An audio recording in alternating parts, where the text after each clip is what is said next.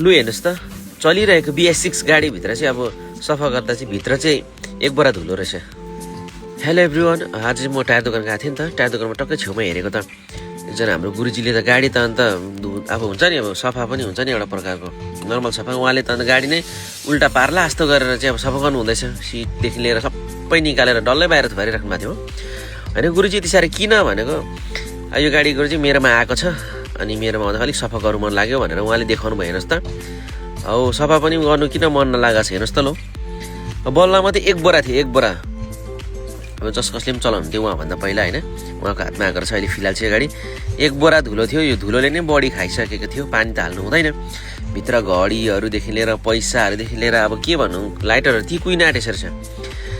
अब कसले पनि मालिक हुनुहुन्छ यो गाडी उहाँलाई दिनुभएको छ, उहाँ गुरुजीलाई। तपाईँ ढुक्क भएर बस्नुहोस्। अब उहाँ चाहिँ यति साह्रो गाडी प्रेमी रहेछ, उहाँले एकदम गाडीलाई होइन यति साह्रो सफा गर्नुभयो, केयर गर्नुभयो।